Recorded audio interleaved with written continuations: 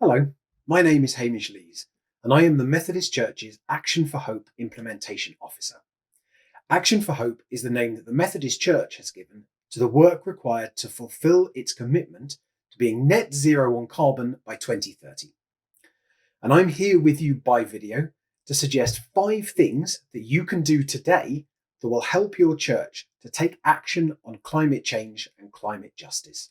So, 5 minutes and 5 key actions. Here we go. The first thing you can do is sign up to be part of the Eco Church initiative. This is a great first step because it's completely free and gives you loads of help and advice moving forward.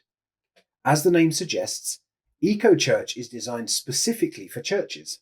So it not only helps us to think about the way we use our buildings and energy, it also focuses on worship, prayer, and community engagement. There are lots of resources which are free to use, and you can always move towards earning a bronze, silver, or gold accreditation as an Eco Church. You can sign up and check out the free resources at ecochurch.arosha.org.uk. The second action you can take today is to look into changing your energy supplier or tariff to find one which supplies you with renewable energy. There's no getting away from the fact that energy prices have risen sharply over the last year, and I understand that the thought of paying even more is incredibly daunting. The good news is that if you've been with the same supplier since before the steep prices began, now could be an excellent time to look to make a change anyway. There's a fantastic website which can help your church think through the switch to renewable energy, bigcleanswitch.org. Switching to renewable electricity is one of the biggest ways we can cut our carbon footprint, and it's also a good way of getting the money we spend to support God's mission.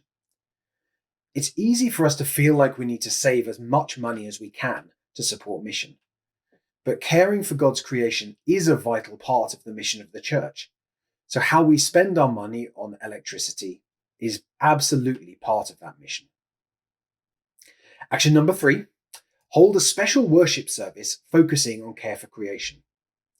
Decide on a normal Sunday morning service which can be themed around climate change and creation, so that as many of the congregation of the church as possible can take part. The more we can do to bring these issues into the centre of the life of the church, the better.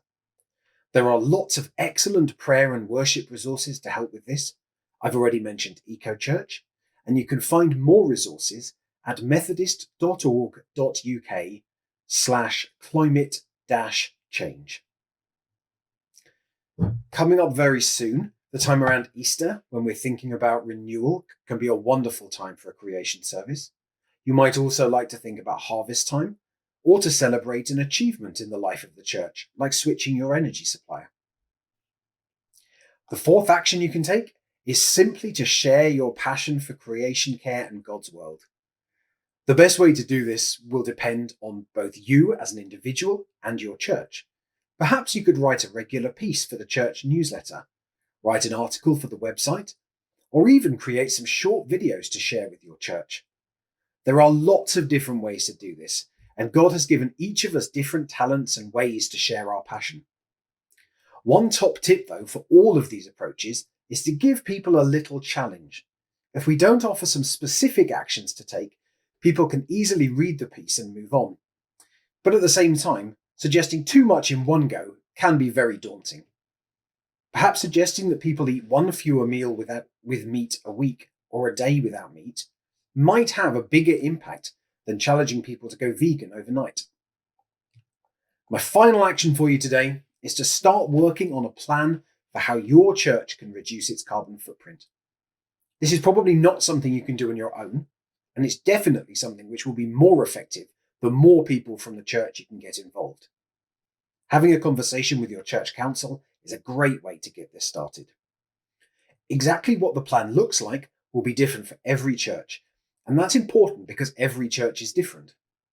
A great place to start is committing to replacing things which stop working with the best eco option.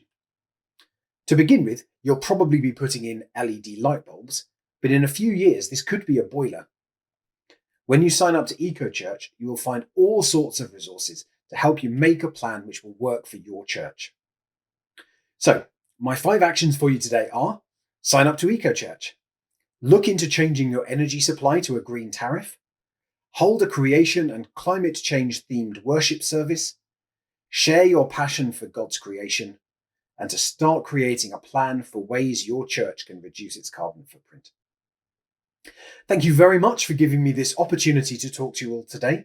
If you'd like to find out more about what the Methodist Church is doing to reach net zero, you can go to methodist.org.uk/climate-change. Thank you.